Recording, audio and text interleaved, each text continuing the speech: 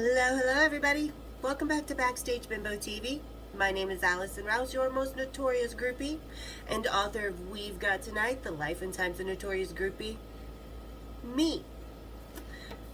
Thank you everybody for coming back and enjoying it. For those 66% that are always watching but not subscribed, hit that subscribe button, hit the like button. Like I say, let's spread this channel like I spread my legs in the 80s. And today, speaking of spreading legs, we're going to talk about one of the hottest men in metal. He really is. We're going to talk about Glenn Tipton from Judas Priest. We're going into my Vegas years for this one, because even though Glenn and I had crossed paths a few times over the years backstage, I was always with another band member. But this is beginning of January 2002. And to celebrate this vlog with Cocktails and Rocktails with Glenn Tipton, we're going to do some Touch of Evil Punch. Because Touch of Evil, Judas Priest song, and, well, Punch, because Lord knows I wanted to punch Glenn Tipton a few times, but those are for later vlogs. And my best friend might have. She hated Glenn. Hated him. But this vlog is not about that. We'll get that down the road. So, we're going to talk about the night Glenn Tipton and I actually got together. So, touch your evils, folks. Kick up your legs. Let's have some cocktails or rocktails, shall we? Cheers, big ears. Ooh, yummy. Mama might be drunk by the end of this vlog. Alright, so this was January, I believe about 18th of 2002. We all know what year that it was, the year John died, so this was just months before that. Judas Priest was starting their tour in Las Vegas, so when bands start their tour, if they start their tour in your city, it means they will be in town for at least a week, 5 days, 3 days, at least, because they're setting up, they're doing rehearsals, they're working out kinks on the actual stage, because they've done rehearsals before they start the tour, but they do a few more on the actual tour, because like I said, it works out the kinks. So Glenn was coming into Las Vegas, and Danny had a really good friend who was their monitors guy. So she called her friend, said, hey, Allison wants herself some Glenn Tipton. Said, okay, I can arrange that. Cool beans.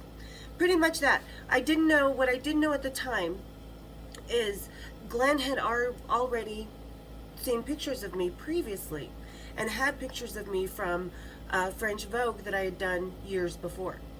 I didn't know this till later. So we were both wanting to meet each other, and the friend that Danny had did tell Glenn, I know this girl. He saw the picture, said, Glenn, I know this girl. She's in Las Vegas. She's a stripper, and I can hook it up. So this monitors guy was getting hit from both sides about, I wanted to hook up with Glenn, Glenn wanted to hook up with me. It's a done deal, right? So the crew gets in town the night before. I go out to dinner with monitor guy, the drum tech, and a few other guys, and have a pretty fun night, drinking, doing whatever. Next day, I get a phone call. All right, this is where we're gonna meet you. Glenn wants to meet you. We'll see you at the hotel, which was the Mandalay Bay, because they were playing the House of Blues. This is when Ripper was still the lead singer, just before Rob came back to the band. So we meet up, and I'm wearing the cutest little black mini skirt, just had the mini dress, had these really great sleeves that kind of were open and then pinned in with little rhinestones at the cute little, my favorite boots that got stolen from me. They were these suede knee-high, really awesome boots, beige suede boots, with this little black dress and tiny little figure I had back then. I come walking around the corner, and who do I see? I see monitor guy, I see drum tech guy, I see tour manager, I see Glenn, I see Ian, the bass player, and a couple other guys. Scott, the drummer, I believe, was there. So I'm walking into all these guys. They know what's going on, because monitor guy is not known as the most discreet guy in the business. Not by a long shot. So here I come around the corner, and thank God I was looking hot. So I come around the corner, and they all just stopped. And there's Glenn in this little kind of round cocktail lounge armchair, his long legs sticking out, in these fucking white jeans. Glenn Tipton in his white jeans. It's like Lemmy in the white boots. He owns more pair of these goddamn white jeans. 70s rock stars, man. They get stuck in their style. They go for it. So anyway, they just all stopped, and Glenn just looked, and monitor guy got up, drum tech, they said hello. Glenn got up and was like, hello, love. How are you? He's like, you look even better in person. So we're talking. He goes and gets me a drink. Cosmopolitan. I'm like, yeah, just give me a Cosmo. I wasn't feeling crazy. So we're hanging out, we're talking, we're getting to know each other. He's like, well, hey, would you like to hang out? What would you like to do? I'm like, well, do you want to go Vegas touristy style, or do you want to go underground?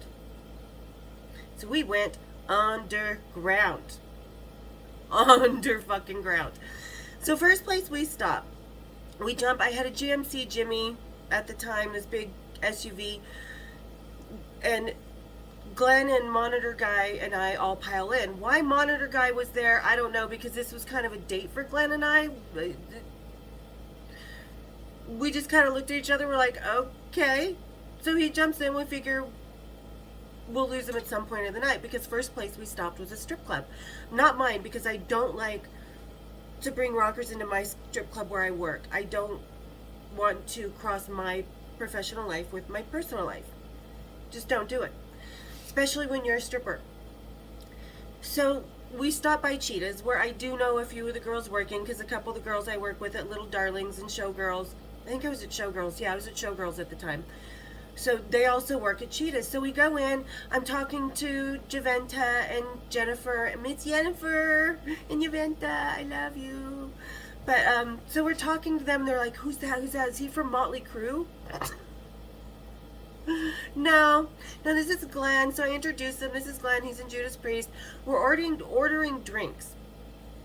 Glenn gets out his wallet to pay, and he's like, "Hey," he's like, "could you just grab the money out of my wallet and tell me what to pay, because I can't see anything without my glasses." Glenn is blind without his glasses. Not totally blind, but he really can't see very well certain things. So you guys, when he was on stage, and especially the girls, because this happened while I was at a show, when he's on stage doing the and hang loose baby, and he's pointing at you and stuff, he can't really see you. He can't see that close up. So it's just robotic for him. No disrespect, but it's true. So I'm sitting there, and drinks totaled like maybe $10-20. So I ripped out 100 and tossed it onto the counter. Let's keep the change to the bartender. We stayed there for a little while longer.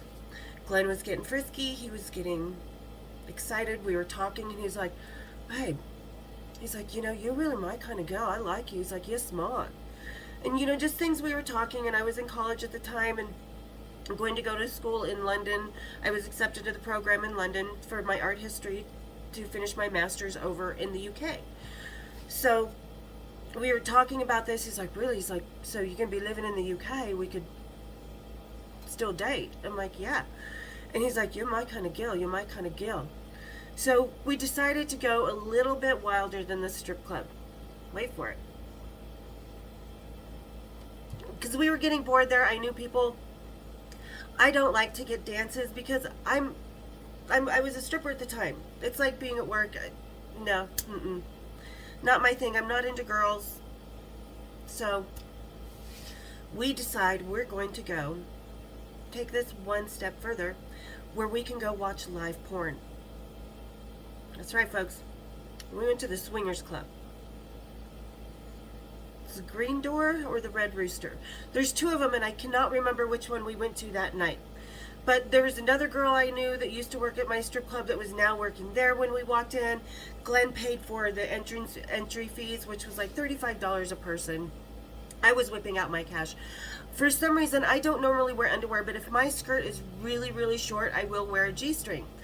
So I had to go to the ladies' room, go in the ladies' room, took off my underwear, come out, and Glenn is wearing this brown leather bomber jacket. So I took off my underwear. He's like, "What you got in your hand?" And I said, "My panties." And I stuck it in the inside pocket of his bomber jacket.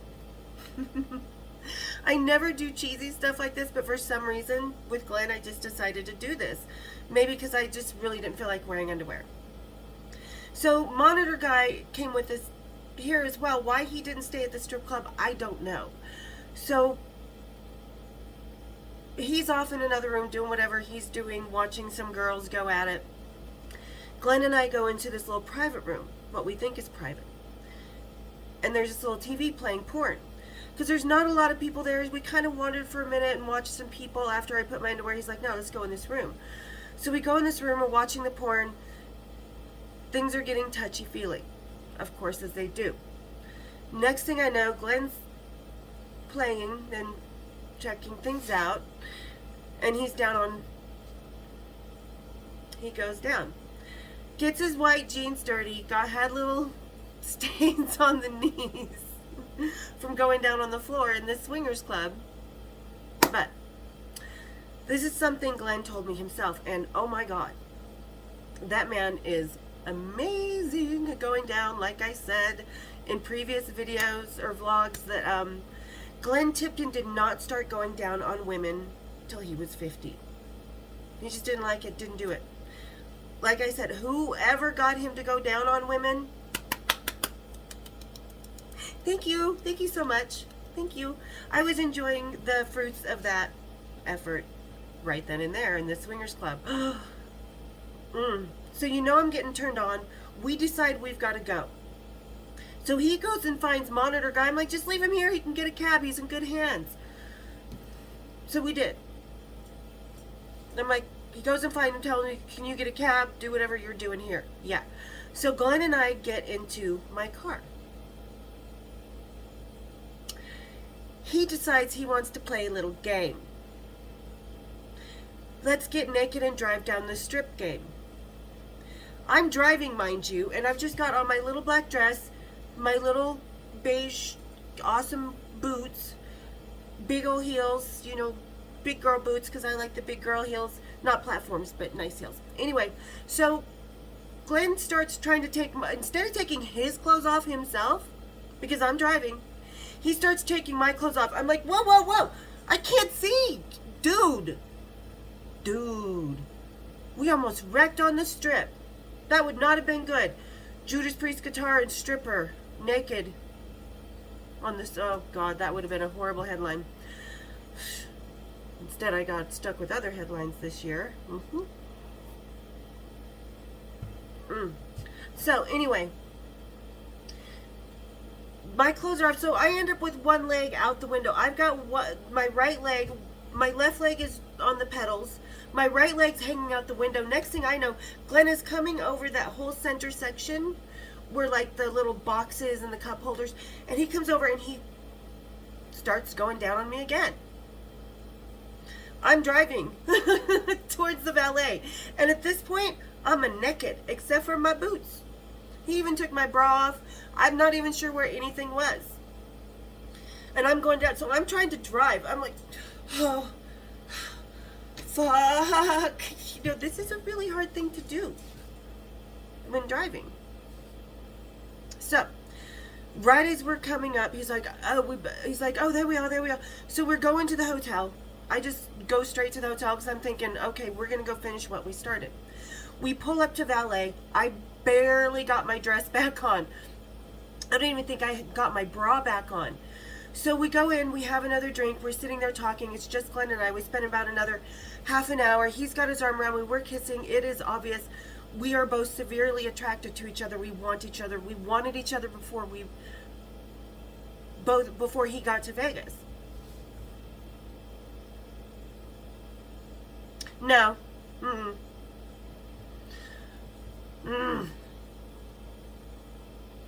No. Glenn decides he actually really likes me. He's like, "Baby, I want to do this right." Because I was like, "Okay, let's go upstairs. We ready to go upstairs?" He's like, "Yeah." He's like, "Yeah, I'm ready to go upstairs." And I was like, "What do you mean, I?" because everything that was going on, you know, we're touching each other. I was touching him. He was, I mean, it was obvious we wanted each other. He kept going down, so there was nothing wrong down there, but he decided he wanted to actually date me. And he wanted to do this right. And I'm just thinking in my head the whole time, date me? Well, if you want to do this right, fuck me now, dude. Don't just tease me in my car and at the swingers club and then be kissing on me and rubbing my butt and letting me touch your pee-pee. And then tell me you want to do this right, that you're my kind of girl.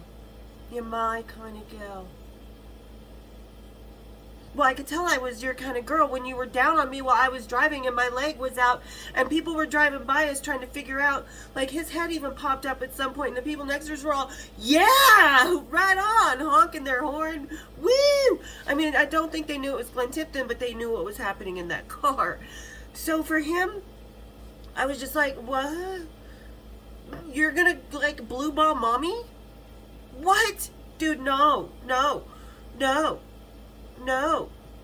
But that's what happened. Like, he was like, no, I really want to date you. He's like, I want to do this right. He's like, I fucked up so much in my life.